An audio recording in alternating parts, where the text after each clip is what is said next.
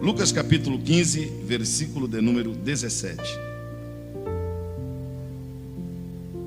Todos encontraram? Eu vou ler e os irmãos repitam. E caindo em si. Vamos lá bem forte. E caindo em si. Disse: quantos trabalhadores de meu pai têm fartura de pão, e eu aqui pereço de fome. Levantar-me-ei. Levantar-me-ei. Levantar-me-ei. Irei ter com meu pai. E lhe direi: Pai, eu pequei contra o céu e perante ti. Quantos podem dizer amém? Eu gostaria de toda a sua atenção. Eu tenho por hábito pregar mensagens curtas. Muito difícil eu pregar uma mensagem que seja longa, mas não é porque a mensagem é muito interessante, é porque o meu recurso é pouco. E eu queria falar algo esta noite, pastor Reginaldo, porque hoje o tema é graça. E a graça depende unicamente de Deus. Pela graça nós somos salvos, mediante a fé. E isto não vem? Isso não vem? Vamos lá? Isso não vem? Então a graça, ela é totalmente divina. Por isso que ela não precisa da ajuda de ninguém. A graça é graça. Agora eu quero pregar hoje, porque a graça depende só de Deus. A graça depende de quem? Então hoje eu quero falar sobre o que depende de nós. A graça, você sabe, depende de Deus. E o que depende de mim?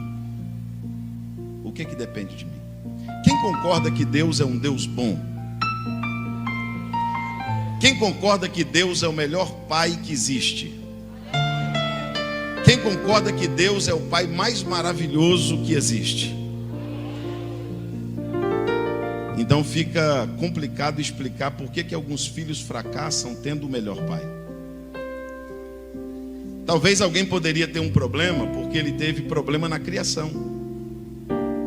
Talvez tenha alguém aqui que tem uma reclamação do pai como eu tenho. Eu convivi com um pai que tinha vício, que era violento, que envergonhava a nossa família. O meu pai tinha esse problema. Agora, qual filho de Deus pode dizer que tem um problema com o pai? Qual é o crente que vai levantar, pastor Reginaldo, e dizer: eu tenho um problema com Deus? Deus tem um problema. Fica difícil. O filho pródigo, na parábola de Jesus, na verdade o capítulo 15 tem 3 parábolas. Diga comigo: a ovelha perdida, dracma perdida, filho perdido, que é o pródigo. Agora, olha aqui. Se você ler a parábola da dracma perdida, você vai ver que a dracma perdida, a parábola da ovelha perdida, a ovelha perdida, ela se perdeu quando ela estava indo para casa. Ela se perdeu do rebanho, ela se perdeu do pastor, ela ficou para trás. O rebanho foi e ela ficou. Alguma coisa aconteceu no percurso e a ovelha se perdeu. A dracma perdida conseguiu a proeza de ficar perdida dentro da casa. O filho pródigo, das 3 parábolas, para mim é uma das mais interessantes, porque ele foi o único que saiu de casa para se perder.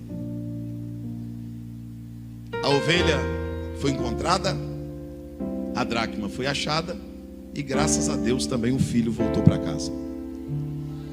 Quando Jesus fala sobre a parábola do filho pródigo, ele fala que ele tem assim: um pai tem 2 filhos. O pai tem quantos filhos? Quem é pai aqui e tem mais de um filho? Deixa eu ver. Seus filhos são iguais? Não, eles não são iguais. Jesus deixa bem claro que o pai tinha 2 filhos, ali está falando de Deus, e ele tem 2 filhos diferentes. E uma das coisas aqui, pastores, é que Jesus deixa bem claro, Jesus faz questão de frisar que a maior diferença que tinha entre os filhos, que a diferença era pouca, era a idade e depois o comportamento. Mas Jesus faz questão de dizer que um era mais velho e um era mais moço. A similaridade era muito maior. Um exemplo: eles eram filhos do mesmo pai, eles moravam na mesma casa, eles tiveram o mesmo ensinamento, eles aprenderam tudo que um aprendeu, o outro aprendeu. Todo o amor que um recebeu, o outro recebeu. Tudo que o pai ensinou para um, também ensinou para o outro. Mas um era mais moço e o outro era mais velho.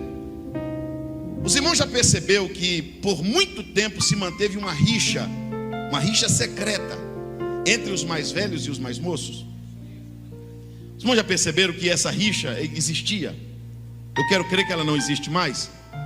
Eu já vi muitas vezes reclamação dos mais velhos com os mais moços. Esse povo não é crente, pastor, isso não é jeito de cultuar, eu não gosto de culto assim, eu não gosto que gesticula, eu não gosto e tal. E já vi muitas vezes os mais novos reclamar dos mais velhos. Carrancudo, cara fechado, não sei o quê. Os irmãos já perceberam que essa rixa ela existia? E eu quero crer que ela não existe mais. Mas o mais velho tem a experiência, o mais novo tem a força. Mas eles são filhos do mesmo pai. Essa rixa tem que acabar. Esses dias uma irmã me procurou, uma irmã de 75 anos, e falou para mim: pastor, essa meninada muito vaidosa, cada dia está com a roupa, cada dia com um sapato. Falei: quantos anos a senhora tem, irmã? 75. Eu disse: a senhora quer que uma menina de 15 anos se vista igual a senhora? A senhora já casou, está perto de morrer. A menina está querendo casar, ela tem a sua... Não estou falando de indecência, não estou falando de vaidade excessiva não, mas a gente tem que compreender essas coisas. Mas eu quero falar hoje sobre os erros que o pródigo cometeu. Primeira coisa que o texto me deixa bem claro é que o pródigo era muito inteligente. Eu chego lá, só tem um pouquinho de paciência. O pródigo era muito inteligente. O pródigo era muito... Pastor, ele não era inteligente.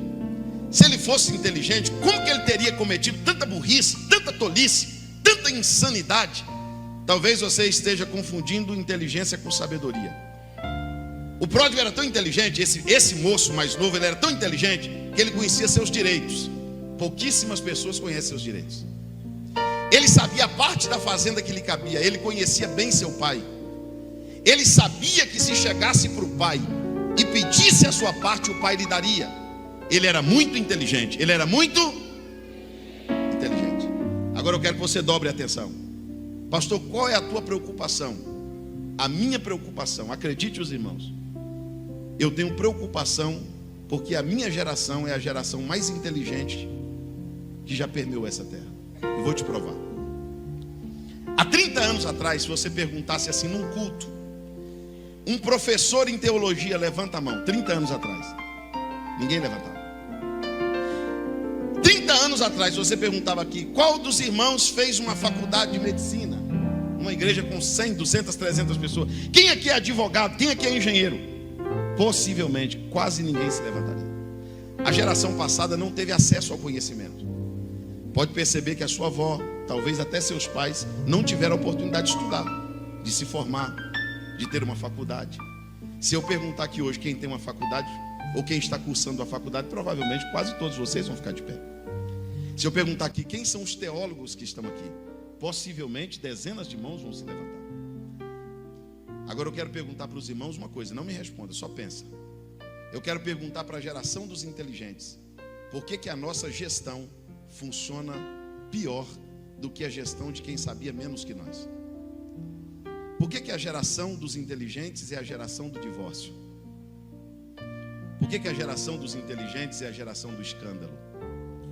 Por que a geração dos inteligentes é a geração que acha mais problema na Bíblia, mais problema no Evangelho?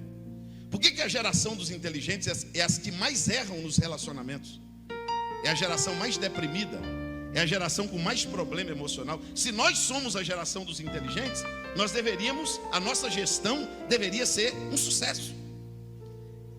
O mundo deveria estar melhor, a igreja deveria estar melhor, os departamentos deveriam estar melhor. Por que a geração dos inteligentes está fracassando? Eu vou dizer para vocês por quê. Porque nós confundimos inteligência com sabedoria. E a inteligência está aqui, ó, mas a sabedoria está aqui. A inteligência é daqui e a sabedoria é de lá. A inteligência é do homem, mas a sabedoria é de Deus. Agora eu vou deixar bem claro para vocês: pastor, o senhor é contra a inteligência? Não. Você é contra a inteligência? Não, responda. Você é contra a inteligência? Você é contra alguém que é facultado, alguém que fala mais de um idioma, alguém que tem mais de uma faculdade? Você é contra isso? Nem eu. Eu só acho que nós não podemos cometer o erro que o filho pródigo cometeu, Emerson Pedrosa. O filho pródigo se achou tão inteligente, pastor Reginaldo Ribeiro, mas tão inteligente que ele foi até o pai e disse: eu quero a minha parte. E o pai entregou para ele, sim ou não? Agora eu pergunto, vocês respondem, eu chego lá. A parte era dele, sim ou não? Era dele ou não era? Pertencia a ele ou não pertencia? Mas estava na mão de quem? Quem cuidava? Quem administrava? Quem governava? Quem protegia? Cuidado para você não ficar tão inteligente a ponto de você ir na mão do pai e dizer para o pai: o que é meu eu não quero na sua mão. Eu não quero o senhor controlando o que é meu. Eu não quero um pai para controlar minhas decisões. Eu não quero um pai para mandar no meu dinheiro. Eu não quero um pai para mandar no meu coração. Eu não quero um pai para mandar nas minhas escolhas. Cuidado para você não ficar tão inteligente e ir na mão do pai e dizer para o pai assim: o que é meu eu quero cuidar. É por isso que tem tantos filhos de Deus falidos na fé, falidos no relacionamento, falidos no sentimento, falidos na emoção, falidos psicologicamente, porque eles se acham tão inteligentes que eles não precisam mais de pastor, eles não precisam mais de conselho, eles não precisam mais de liderança, eles não precisam mais eles não precisam mais que ninguém ensine. Tem gente tão inteligente, eu falo tudo ou falo pouco? Tem gente tão inteligente que se o pastor Reginaldo anunciar: irmãos, no próximo culto o presbítero fulano de tal vai pregar, vai aparecer um inteligente no meio da igreja dizendo: nem vou vir. Esse irmão não sabe nada. Esse irmão sabe menos do que eu. Eu tenho 2 faculdades, esse irmão tem a 4ª série. Eu vou vir escutar alguém que sabe menos que eu? Sabe qual é o problema do inteligente? Em vez dele escutar a letra do louvor, ele escuta a música. Aí ele fica pondo: não, saiu do playback, está fora da nota. Deus não te chamou para ser fiscal de culto. Não, você está inteligente demais. Olha para o teu irmão e pergunta para ele: você é fiscal ou é adorador? Você veio dar nota no culto, nota no pregador, nota no cantor, ou você veio prestar um culto de louvor a Deus? Eu vou te dar um exemplo aqui. Prometi para vocês que não demora. Eu vou te dar um exemplo aqui. Quem aqui tem carteira de motorista? Bastante jovem tem. Você fez psicotécnico, legislação, baliza. Você deve fazer uma série de cursos, conhecer placa, um monte de coisa. Você sabe dirigir, sim ou não? Pelo menos deveria. Só que você entra no teu carro, pastor Elton, você vai entrar no carro, ou na van, ou no ônibus, e você vai ter que atravessar as estradas para chegar em casa. Antes de sair, um crente espiritual lá no meio vai dizer assim: antes de sair, nós vamos fazer uma... Aí, quem vai dirigir é Deus? É o anjo que vai dirigir ou é você? Você não sabe dirigir, para que orar? Eu vou explicar por que você ora. Porque você sabe dirigir, você é inteligente, mas você não confia em você. Aí você entrega nas mãos de Deus, diz assim: Deus, eu dirijo, mas quem está na direção é o Senhor. Não é proibido ser inteligente, não. O problema é perder a dependência do Pai. Levanta comigo as mãos, só quem depende de Deus. Levanta as mãos. Não, levante as duas que eu vou falar. Pastor, nenhum namoro meu dá certo. É porque você não pergunta para o pai. Se você perguntasse, dava certo. Pastor, eu estou comprando errado, vendendo errado, mudando errado, fazendo errado. É porque talvez você não está pedindo conselho. É porque talvez você não consulta mais o pai, se pode, se não pode, se deve, se não deve, se é sim, se é não. Deus está dizendo: o mais inteligente que está aqui esta noite ainda depende de mim. E Deus está dizendo: o carro é seu, a família é sua, o coração é seu, a mente é sua, a consciência é sua, mas eu gostaria que você me deixasse no governo. Só quem vai deixar Deus na administração, no volante.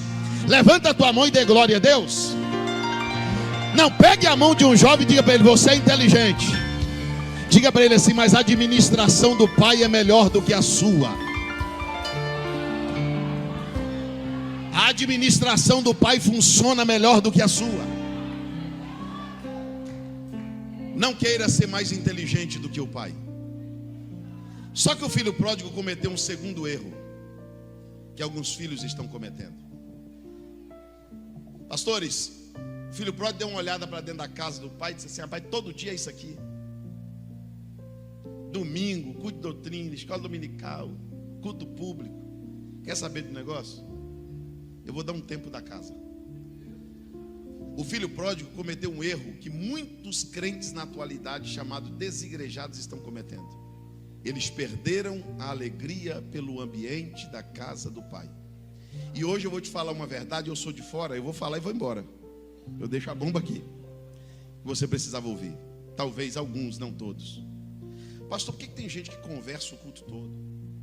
Pastor, por que tem gente que dorme no culto? Por que tem gente que fica olhando para cima, olhando para baixo? Você olha para ele, porque não confunda estar na igreja e estar no culto. Porque tem gente que está na igreja, mas não está no culto. Pastor, por que tem gente que vai no banheiro 20 vezes, quer beber água 20 vezes, levanta, conversa, cochicha, dá risada? Eu vou te explicar por quê. Porque isso aqui para ele é um enfado. Isso aqui para ele é uma canseira. Tem gente que já olhou no relógio 30 vezes. Se você estivesse na frente do teu jogo, você não tinha olhado. Se você estivesse na frente da novela, você não tinha olhado. Se você estivesse no shopping, na praça de alimentação, você não tinha olhado. Se você estivesse num churrasco, você não tinha olhado. Eu vou dizer, por que você está com essa agonia, com essa vontade de ir embora? Você está com essa vontade de ir embora porque você não gosta de igreja. Porque você passava a noite no forró, no ralabucho. Você passava a noite no funk, no samba, na cachaça, na maconha. E você não olhava para o relógio não. Você ficava triste quando o dia estava amanhecendo. Agora 2 horas de culto cansa alguns filhos de Deus. Porque eles perderam a alegria pela casa. Mas foi dito aqui esta noite e eu vou repetir: enquanto tem um que cansa, enquanto tem um que não gosta, enquanto tem um enfadado, tem alguns que disseram: eu me alegrei quando me disseram. Levanta suas 2 mãos aos céus, eu vou falar. Eu me alegrei quando me disseram: vamos à casa do Senhor. Uma coisa pedi ao Senhor e a buscarei: que eu possa morar na casa do Senhor todos os dias, para me aprender no templo do Senhor e contemplar a sua formosura. Ó Senhor dos exércitos, a minha alma e até a minha carne anela pelos teus atos. Quando ele entra na casa, ele diz: até o pardal encontrou uma casa, e a andorinha ninho junto aos teus altares. O congresso estava cheio igual hoje. O salmista lá na porta diz: eu prefiro estar um dia na porta da casa do que 1000 dias em qualquer outro lugar. Enquanto tem gente que não gosta da casa, tem gente que se pudesse fazer uma barraca aqui dentro e morava aqui dentro mesmo. Eu quero que levante a mão só aqueles que ainda amam a casa do seu pai. Não, aqueles que amam a casa, segure as mãos levantadas. Por quê, pastor? Porque na sua casa cada um diz glória. O Salmo de número 100 diz: entrai pelas portas da sua casa com louvores e com ações de graça. Tem louvor aí na casa? Tem adoração na casa? Esse lugar aqui é lugar de entrar adorando, entrar glorificando. Dê um minuto de glórias a Deus, você que ainda ama a casa de Deus. Vou falar. Pastor, eu já deixei de vir para o culto para ver um capítulo da novela. Eu já deixei de vir para um culto para assistir o final de um campeonato. Eu já deixei a ceia para ir num churrasco. Olha para o teu irmão e diga assim: está com um problema seríssimo. Um problema sério. Tem gente encontrando outros programas para não vir na casa. Os irmãos já perceberam? Os irmãos já perceberam? Aqui em Jabuticabal não. Na minha igreja é assim, aqui não é. O culto mais difícil que eu tenho na minha igreja é domingo. Qual culto? O melhor culto que eu tenho é doutrina. Me pergunto por quê? É a quantidade de pessoas? Irmão, domingo, sabe aquele culto carregado na carroça? Tem que ficar empurrando. Aí eu perguntei um dia a Jesus, falei: Jesus, mas por que? Domingo tinha que ser o melhor culto. Jesus disse: é por causa dos domingueiros. Eles vêm para o culto quando eles querem. Eles vêm para o culto sem orar. Eles vêm para o culto sem... Igual a mesma coisa de uma pessoa que tem outra religião, que vai lá na sua religião dizer para o Deus dele que ele foi. Aí ele vem pesado, ele vem carregado, ele vem frio.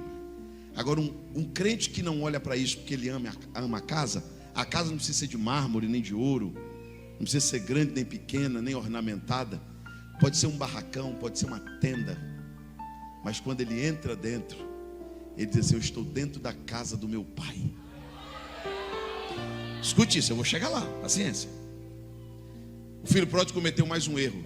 Ele foi para longe. Ele foi para onde? Na sua Bíblia está escrito que ele foi para um país distante. Para onde ele foi? Todo país tem 3 coisas. Estou chegando lá. Diga comigo: idioma, cultura e lei. Vamos lá bem forte. Mais forte. Quando o filho, pastor Reginaldo, saiu da casa, ele estava dizendo para o pai o seguinte: eu não vou ficar na casa, porque não dá para concordar com essas leis. Eu pergunto para os irmãos: Deus quer perder um filho? Grita: Deus quer perder um filho? Não. Mas entre perder um filho e mudar a lei, Deus perde o filho. Porque Deus não vai ficar fazendo emenda na Bíblia para um grupo ficar na igreja.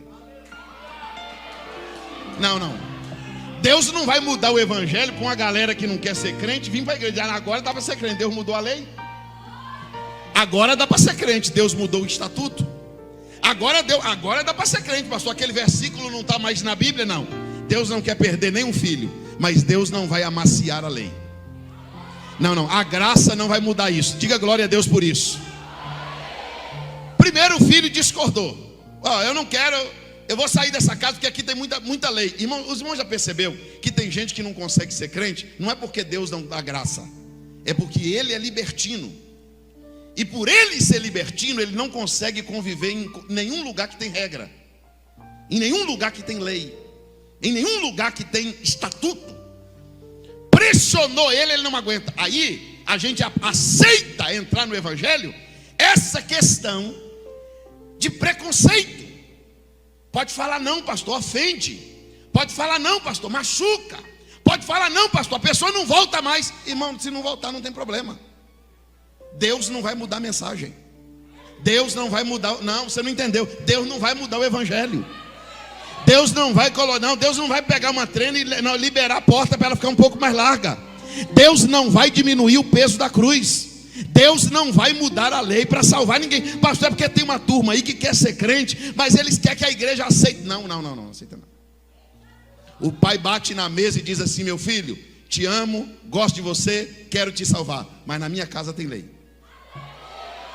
Você quer me servir? Você vai me servir, mas eu sou um Deus de estatuto, de preceitos e de mandamentos. Você está entendendo? Diga glória a Deus. Então diga para esse jovem que está do teu lado: se não conseguir dar glória, diga ai. Espera aí, irmão. Na casa de Deus tem cultura. O que tem na casa de Deus? Cultura. Eu estava pregando na Paraíba, não posso dar o nome da pessoa, porque hoje todo mundo filma e é cheio de crente fofoqueiro na igreja. Não sabe disso. E eles deduram a gente. E eu estava pregando na Paraíba, pastor Reginaldo, num grande trabalho. E uma parlamentar me parou para me perturbar. Irmão, parece que o inimigo sabe onde é a ferida. E ela parou para me perturbar no final do culto, lá na porta: pastor, não gostei da mensagem. Eu falei: mas não preguei para a senhora gostar. Quem tem que me dar parabéns depois do culto não é a senhora, é o dono da palavra que eu preguei. E deixa eu dizer uma coisa para a senhora: por que a senhora não gostou da palavra? É porque o senhor tocou nos assuntos. Eu falei: que assunto? Eu sou evangelista, irmã. Eu só prego o evangelho. Eu acho que a senhora está ofendida com alguma coisa. Não! Aí ela entrou no assunto, não foi eu não. Ela disse assim: me mostra na Bíblia um versículo, eu quero um versículo, que fale como um crente se deve vestir. Eu falei: ih, meu Deus. Eu falei: ô irmã, só tem certeza que quer que eu falo? Não quero que o senhor fale. Eu falei: não, eu podia falar 10, a senhora quer só um. Primeira carta de Pedro, capítulo 3. É para as irmãs, mas serve para os irmãos também. Que as mulheres de Deus, as mulheres de quem? Deus. Incluindo as jovens e adolescentes. Que as mulheres de quem? Deus. Se vistam como as santas de Deus. Vestir como quem? Está dizendo que tipo de roupa é? Está dizendo a cor da roupa? Está dizendo o modelo da roupa?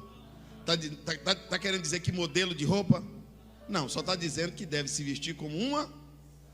Aí eu disse para ela: acabou a história. Ela falou: acabou não, só tem que explicar. Eu falei: é só ter espelho em casa? Graças a Deus eu tenho um bem grande no meu closet. Eu falei: é grandes coisas. Falei, então vamos fazer o seguinte: quando a senhora for para o gabinete, para a feira, para o mercado, para a igreja, para o shopping, para a festa, a senhora vai fazer uma coisa. A senhora vai se vestir e vai para o espelho. E chegar no espelho eu vou fazer o quê? Falei, a senhora vai dar uma rodada assim na frente do espelho. E vai perguntar para o espelho assim: espelho, espelho meu, uma santa se vestiria como eu? E não vai precisar nem do pai falar, o espelho mesmo vai falar. Na casa de Deus nós temos uma cultura. E essa cultura nos identifica. Olha para o teu irmão e diga para ele: não desafie o Espírito Santo. Não desafia. Não desafia o Espírito Santo, não. Não desafia o Espírito Santo e vem afrontar ele, não. Eu vou porque eu sou dona do meu nariz. Não faz isso, não, você vai se machucar. Eu vou do jeito que eu quiser. Cuidado. Você tem um morador aí dentro chamado Espírito Santo, e essa casa não é sua, essa casa é dele. Você está entendendo? Diga glória a Deus. Na casa do Pai tem idioma. Na casa do Pai tem o quê? Eu não sei porque que tem crente que reclama, irmão, de glória a Deus, de aleluia, de língua estranha. Pastor, mas tinha que mudar os cultos, porque culto é só louvor e palavra. Os irmãos, lembra quando Moisés estava no deserto e o povo todo dia comia maná? Segunda, terça, quarta, quinta, sexta, sábado, domingo, todo dia comia. Todo dia, todo dia, todo dia, todo dia. Só que o maná tinha tudo que a pessoa precisava para ser saudável. Todo dia era maná. Todo dia era o quê? E o povo enjoou do maná. Disse: todo dia comer isso? Irmão, quando você vê um crente reclamando de igreja, dizendo: pastor, só louvor e palavra, louvor, palavra, louvor. Tinha que colocar uns negócios diferentes na igreja. Tinha que colocar coisa nova na igreja. Tinha que mudar os cultos. Vocês não, vocês estão aqui numa igreja saudável. A gente que viaja por aí sabe o que tem dentro das igrejas. A gente que viaja por aí sabe o que entrou na igreja. Tem igreja que não tem culto mais não. Só que o povo cansou tanto de comer maná que Moisés perguntou para ele: o que vocês querem? Queremos carne. Toda vez que a pessoa enjoa de Bíblia, enjoa de hino, toda vez que você vê um crente enjoado de mensagem, enjoado de louvor, é porque ele está com vontade de carne. Aí ele quer que a carne venha para o culto. Aí ele quer que a carne venha para o altar. Aí ele quer que a carne vá para o louvor. Aí ele quer que a carne vá para a mensagem. Mas ainda tem um grupo de gente que só come o que o pai põe na mesa. Não, levanta a mão só quem come o que está na mesa da casa do pai. Não, levante bem alto, bem alto, bem alto. Quem está lá na galeria, levante suas mãos também. Levante suas mãos aos céus. Na casa do pai tem um idioma. E às vezes um idioma que quem está do lado não entende. E se teu irmão te questionar, porque você está falando em línguas, eu não estou entendendo, diga para ele: é para não entender mesmo. Porque quem fala em língua fala em mistério. Eu estou conversando com meu pai, dá licença. Levanta as mãos ao céu que nós vamos dar glória ao pai. O idioma da casa do pai é glória a Deus, aleluia, línguas estranhas, louvor, adoração. Você consegue dar um minuto de glória? Você consegue usar o idioma da casa do pai para glorificar o pai? Deixa eu ver quantos conseguem isso.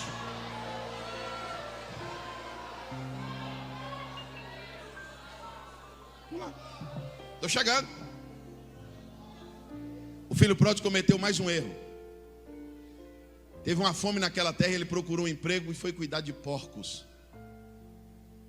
Escute o que eu vou te dizer aqui. Pode só me ouvir, daqui a pouco a gente chega lá.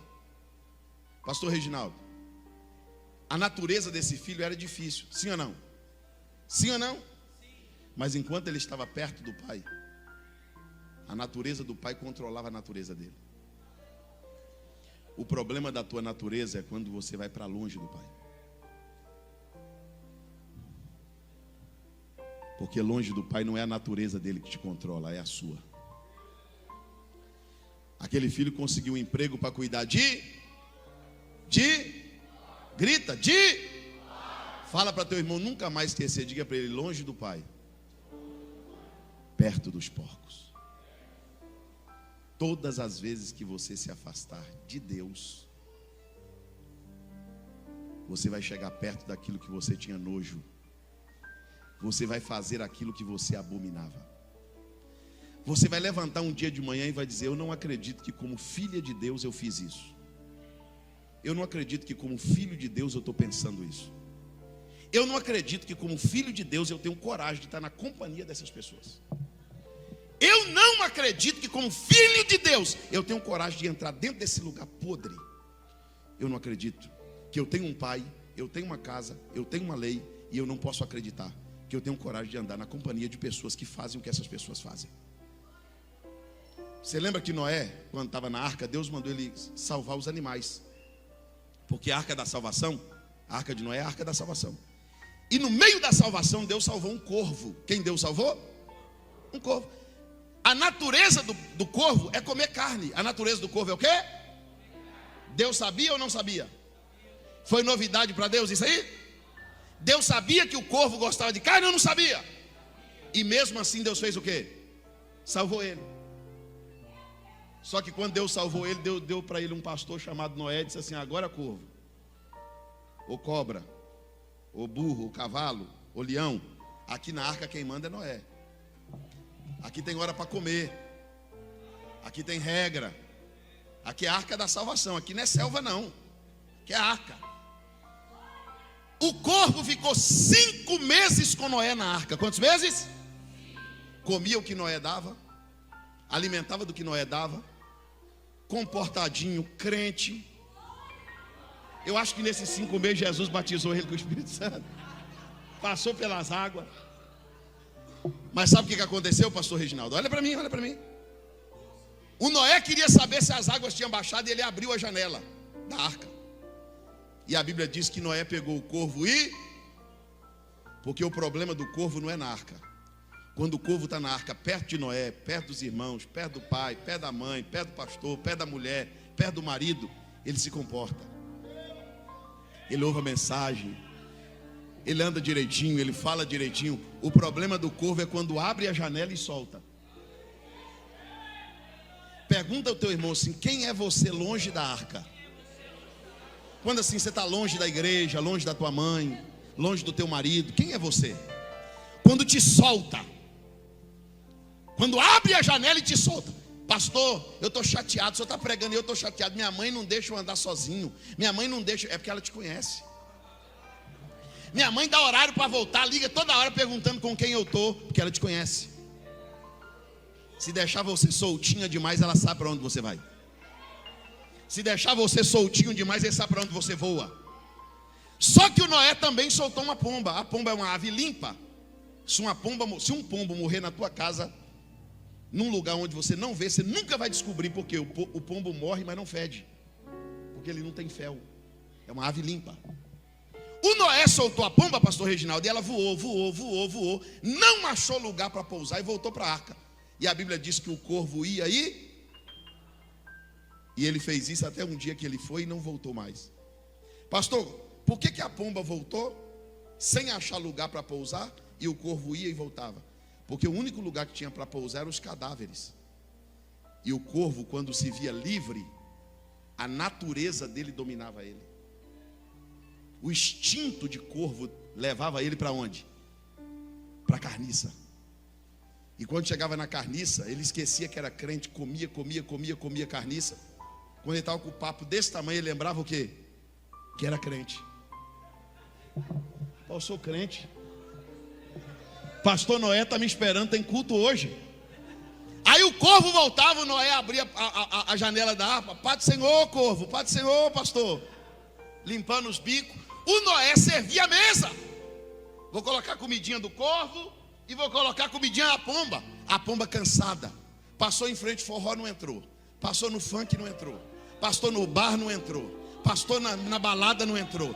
Passou na festa mundana, não entrou. A pomba vai passando no mundo e aqui não é meu lugar não. Meu lugar não é uma decagem. Meu lugar é na casa de Deus. Meu lugar é na igreja. Meu lugar é no altar. Meu lugar é no evangelho. Como disse o rapaz sábio que falou que sabe fazer suas escolhas. Aí o Noé coloca a comida para o corvo. O corvo faz aquela cara de azia, aquela cara de quem já comeu, aquela cara de quem já está satisfeito, aquela cara de que quem não quer comer o que Noé está dando. Porque quando a gente come o que a nossa natureza pede, quando Deus serve a mesa, a gente não tem fome. É por isso que você vai ver do teu lado não tem não, mas do lado de alguém tem.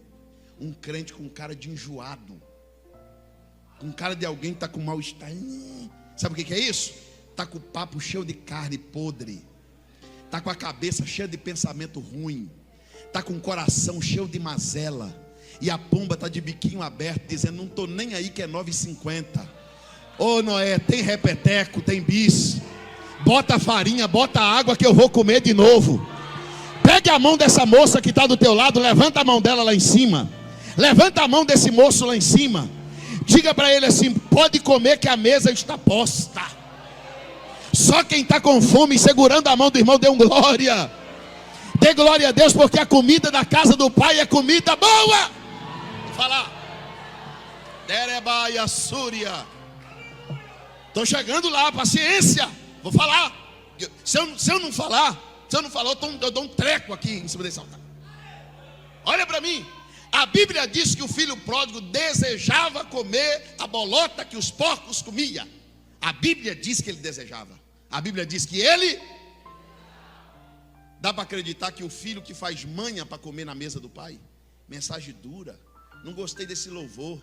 Ah não, pastor, ouvi isso de novo. Faz manha, faz frescura para comer na mesa do pai, mas coloca o olho desse tamanho quando é porcaria. Faz manha para ficar 10 minutos de pé cantando. Faz manha para cantar. E no carro põe uma música mundana, abaixa o vidro e canta a letra toda. Canta a música toda. Tem gente que dá pulo dessa altura quando o time joga e tem preguiça de levantar a mão 3 vezes no culto para dizer glória a Deus. Quem ainda tem fome para comer na mesa do Pai, diga glória a Jesus.